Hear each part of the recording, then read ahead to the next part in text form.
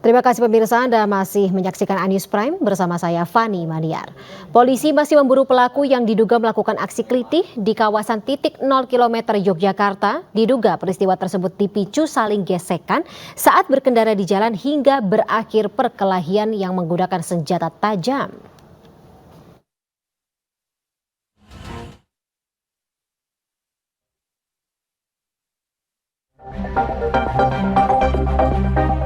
Dugaan aksi kelitih atau kejahatan jalanan di kawasan titik 0 km Yogya yang sempat viral di media sosial hingga kini masih dalam penanganan tim gabungan Polresta Yogyakarta dan Polda Yogyakarta. Diduga, peristiwa tersebut dipicu saling gesekan antara korban dengan rombongan pelaku saat mengendari sepeda motor. Buntutnya, korban yang saat itu berboncengan dengan temannya dihadang dan dikeroyok pelaku yang diduga berjumlah 6 orang. Meski sempat melakukan perlawanan, namun korban akhirnya memilih kabur. Beruntung, korban tidak menderita luka serius. Sementara itu, polisi telah memeriksa rekaman CCTV di sekitar lokasi kejadian dan mengidentifikasi pelaku melalui rekaman video amatir yang beredar di medsos. Polisi juga telah meminta keterangan dari seorang korban pembacokan. Polisi telah menerjunkan tim khusus untuk memburu pelaku yang diduga berjumlah 6 orang mengendarai 3 sepeda motor. Nah, itu kan ya kronologisnya seperti yang video juga beredar itu, mungkin mereka tidak saling mengenal. Jadi mungkin diawali dengan perkelahian, kemudian berlanjut kepada ada senjata tajam seperti itu. Motifnya gesekan itu ya? Iya, sementara motifnya mungkin ya di jalan saling memanasin.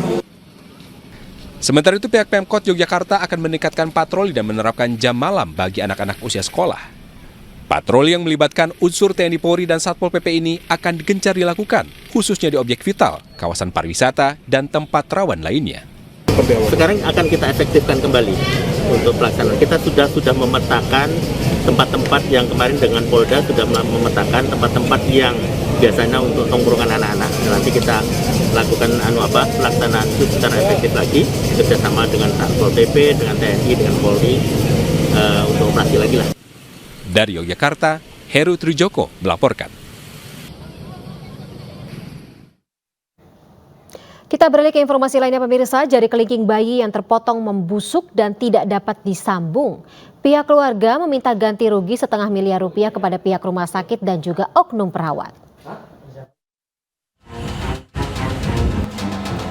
Setelah dilakukan operasi oleh dokter tim medis Rumah Sakit Muhammadiyah Palembang, perban hasil operasi dari bayi yang terpotong jari kelingkingnya dibuka pada Jumat pagi.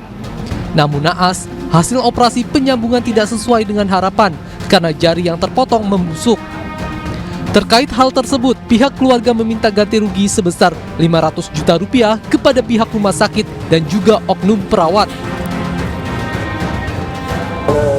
Daging yang sudah terpotong tadi tidak bisa disambungkan dan membusuk. Ini si bayi itu akan menjadi cacat permanen. Tapi kita menuntut ganti rugi. Karena di sini di dalam pasal 360 itu ada perbuatan melawan hukum, maka ada beban ganti rugi yang dilakukan baik dari rumah sakit maupun dari si oknum perawat tersebut. Diketahui saat ini bayi dalam keadaan sehat, namun belum bisa pulang, masih dalam tahap pemulihan. Sementara untuk oknum perawat, DN telah ditahan di rutan Mapolrestabes Palembang. Terkait peristiwa ini, Komisi 5 DPRD Provinsi Sumatera Selatan mendorong permasalahan ini diselesaikan lewat jalur restoratif of justice. Terlebih pihak rumah sakit telah melakukan upaya medis untuk kesembuhan sang bayi.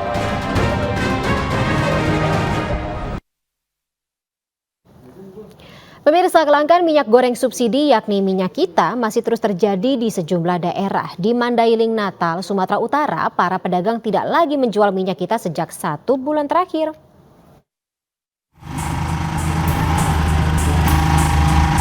Kelangkaan minyak goreng subsidi besutan pemerintah yakni minyak kita masih terjadi.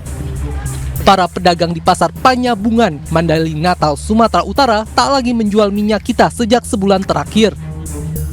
Padahal minyak kita sangat diburu konsumen karena harganya lebih murah. Para pedagang mengaku kini hanya menjual minyak goreng curah maupun minyak goreng kemasan premium dengan harga yang juga ikut naik. Harga minyak goreng curah di tingkat pedagang di Mandailing, Natal kini dijual Rp16.000 hingga Rp17.000 per kilogram. Sementara minyak goreng kemasan premium kini dijual Rp20.000 hingga Rp25.000 per liter. Nggak ada sebulan. Sebulan ini banyak nggak yang cari? Banyak. Kan lagi harganya murah, banyak yang nyari. Iya, tapi kita nggak ada barang ya? Nggak ada barang. Langkanya minyak kita di pasaran turut mengundang kekhawatiran tim pengendali inflasi daerah Mandailing Natal.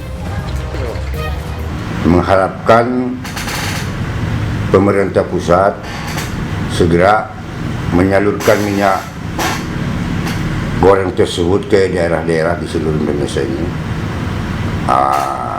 Apalagi dalam waktu dekat ini kita akan menyambut bulan suci Ramadan.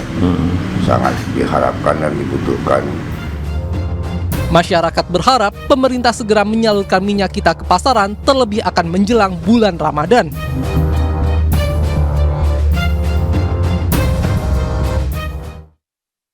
Kita ke informasi selanjutnya pemirsa, yang dimana sebelumnya Satgas Pangan yang dipimpin oleh Menteri Perdagangan menggerebek ratusan ribu liter minyak kita yang disimpan di dalam gudang di kawasan Jakarta Utara.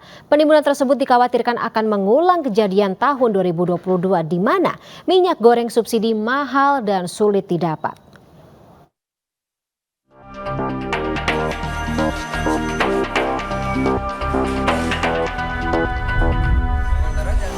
Menteri Perdagangan bersama Satgas Pangan Bareskrim Polri menggelar sidak ke salah satu gudang terbesar minyak goreng di kawasan Cilincing, Jakarta Utara. Satgas menemukan sekitar 550.000 liter minyak kita kemasan botol yang disimpan di dalam gudang. Menurut Menteri Perdagangan Zulkifli Hasan, minyak goreng ini sengaja tidak diedarkan karena distributor belum mendapatkan DMO dari pemerintah. Namun demikian, Mendag meminta minyak kita segera didistribusikan untuk menghindari kelangkaan di pasar terutama di Pulau Jawa. Zulhas, sapaan akrab Mendag, menyebut kelangkaan minyak subsidi terjadi karena banyak warga yang menggunakan minyak goreng premium beralih ke minyak subsidi. Nah, jadi minyak kita ini kan jatahnya 300.000 ton satu bulan. 300.000 ton, mestinya utama bagi rakyat. Nah, karena minyaknya bagus, kemasannya bagus, dijual juga di retail modern, di supermarket dan lain-lain, semua premium pindah. Ya kalau pindah nggak cukup. Karena itu minyak kita mesti tadinya kan minyak curah asalnya. Curah ini kurang higien kan, maka dikemas gitu. Tadinya begitu. Tapi mestinya yang membeli itu sama, pembelian sama. Tapi ini sekarang yang premium pindah, nggak cukup. Nah sekarang jalan keluarnya yang pertama kita tambah dari 300.000 ke 500.000 ton per bulan. Sementara itu menurut warga, kelangkaan minyak goreng subsidi terjadi dalam sebulan terakhir. Salah satunya dipengaruhi oleh waktu pengiriman dari distributor yang tidak menentu. Sekarang 16.000, udah barangnya langka, susah. Nggak punya. Soalnya susah juga, sehari ada, sehari nggak, rebutan. Kelangkaan minyak subsidi ini tentunya berpengaruh terhadap harga di pasaran. Sejak awal tahun 2023, harga minyak kita ini fluktuatif.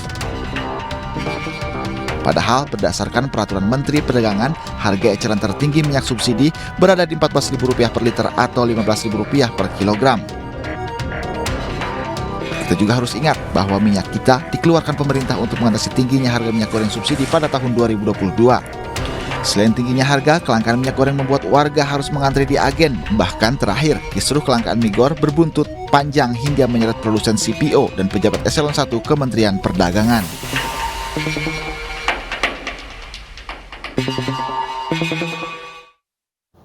Kita ke informasi lainnya pemirsa, Presiden Joko Widodo meninjau pasar Batu Pat di Loksemawe, Aceh.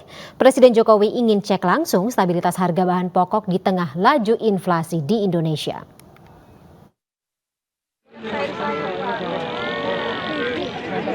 Presiden Joko Widodo mengunjungi pasar Batu Pat Loksemawe dalam kunjungan kerja ke Aceh. Didampingi Menteri BUMN Erick Thohir, Menteri ESDM Arifin Tasrif, Mensesnek Pratikno, dan pejabat Gubernur Aceh Ahmad Marzuki, warga antusias berupaya menyalami Jokowi.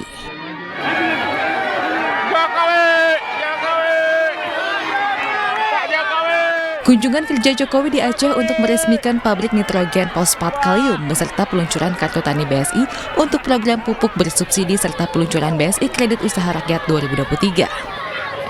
ngecek urusan harga-harga, ngecek urusan inflasi, ngecek urusan kenaikan barang dan jasa, karena ini penting.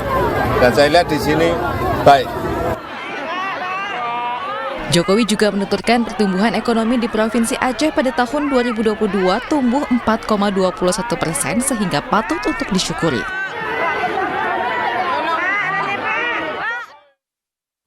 Kita beralih ke informasi lainnya pemirsa. Ketua Umum Partai Golkar Airlangga Hartarto dan Ketua Umum Partai Kebangkitan Bangsa Muhaimin Iskandar bertemu di kawasan Gelora Bung Karno, Jakarta.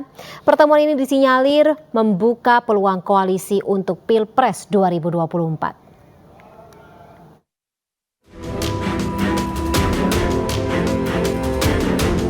Ketua Umum Partai Golkar Airlangga Hartarto dan Ketua Umum Partai Kebangkitan Bangsa PKB Muhaimin Iskandar bersama elit masing-masing partai bertemu di kawasan Gelora Bung Karno. Pertemuan diawali dengan jalan santai dan sarapan bersama, kemudian dilanjutkan dengan pertemuan tertutup. Dalam pertemuan, kedua partai membahas isu di pemerintahan dan koalisi Pilpres mendatang. Partai Golkar dan PKB sepakat untuk membuat suasana politik damai. PKB dan Golkar sepakat untuk politik dibuat adem terus, dan schedule sudah ada, dan tentunya ini yang akan kita jaga. Nah, kemudian terkait kerjasama Partai Golkar dengan PKB, kami menyatakan terbuka peluang yang sangat besar dan luas. Dan kalau Partai Golkar, kami sudah berbicara dengan Ketua Umum yang tergabung di KIB, seluruhnya menyambut positif pertemuan hari ini. Jadi welcome. Kita ingin pemerintahan yang kita bersama-sama dalam koalisi ini benar-benar produktif di akhir periode ini, terutama menghasilkan kerja-kerja pemerintahan dan politik yang benar-benar manfaat. Jika Golkar dan PKB serius berkoalisi, maka keduanya punya modal yang cukup untuk mengajukan pasangan Capres dan Cawapres. Dari Jakarta, Abdul Aziz Aulia Syah Ramadan, iNews melaporkan. Ya pemirsa, pedagang gorengan di Kabupaten Poso, Sulawesi Tengah mendapat bantuan gerobak dari Partai Perindo. Gerobak Perindo menjadi bentuk kepedulian partai bernomor urut 16 ini untuk membantu meningkatkan ekonomi para UMKM dan pedagang kecil.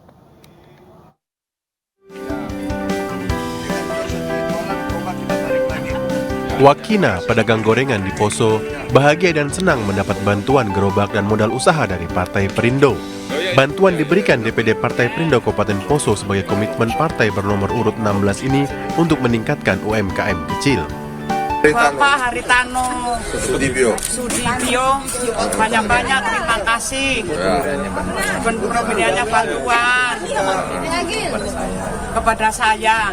Kalau ada anak-anak masih sekolah terus sekolahnya berlanjut, semoga gerobak pisang goreng ini melahirkan sarjana-sarjana yang hebat. Amin. Sehingga mereka menjadi pejuang ekonomi baru untuk membangun keluarganya, bangsanya, negara, dan masyarakat pada umumnya. Sebelumnya, puluhan pengurus DPD dan DPC Kabupaten Poso dan Kabupaten Tojo Una-Una mengikuti konsolidasi Partai Perindo yang digelar oleh DPW Partai Perindo Sulawesi Tengah. Konsolidasi membahas penguatan struktur partai hingga ke tingkat ranting untuk memenangkan pemilu 2024 mendatang.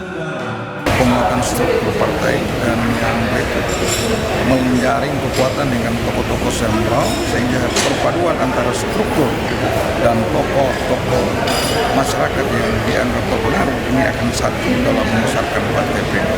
Kerja-kerja nyata dan konsolidasi yang masif tetap kami lakukan secara khusus sesuai dengan tagline Indonesia Sejahtera. Sebentar juga kami akan memberikan bantuan UMKM kepada beberapa pedagang-pedagang dalam bentuk pembagian gerobak-gerobak. Partai Perindo terus bergerak dengan kerja nyata dan langsung turun ke masyarakat dengan program Pro Rakyat Kecil untuk Indonesia Sejahtera. Dari Palu, Sulawesi Tengah, Jamie Hendrik, iNews melaporkan. Sementara itu pemirsa, jelang tahun politik ini sejumlah akademisi dan pakar intelijen menggelar bedah buku pembangunan jaringan intelijen di Bekasi, Jawa Barat. Acara ini diharapkan bisa berperan serta dalam menyukseskan pemilu 2024 tanpa ada perpecahan. Bedah buku pembangunan jaringan intelijen dilaksanakan di Auditorium Universitas Bayangkara, Jakarta Raya. Acara dihadiri oleh sejumlah pakar intelijen dan para akademisi. Turut hadir penulis buku pembangunan jaringan Y. Wahyu Saronto, Profesor Hermawan Sulistyo, Laksamana Muda TNI, Profesor Dr. Ivan Yulifan, yang juga merupakan staf ahli kepala BIN bidang Hankam dan perwakilan lainnya. Selain itu hadir pula perwakilan dari jurnalis Aiman Wicaksono. Acara ini diharapkan bisa memberikan masukan terhadap intelijen Indonesia terlebih menjelang tahun politik serta pemilu 2024 mendatang. Nah, bagaimana kemudian ini bisa jadi meskipun saya sudah menggunakannya dan lawan tahu diri kita sendiri. Kalau kita tidak ngerti kekuatan lawan terus kita gebuk aja mereka, padahal kekuatan kita tidak seimbang, bagaimana? Ini juga sama juga kalau untuk kepentingan intelijen. Nah, Polri, Hermi, ya itu ya kita harus tahu siapa yang jadi musuh kita itu, jadi sasaran kita itu. Kita harus bisa masuk ke sana, melekat di sana, ya. Bisa tahu informasi dari sana,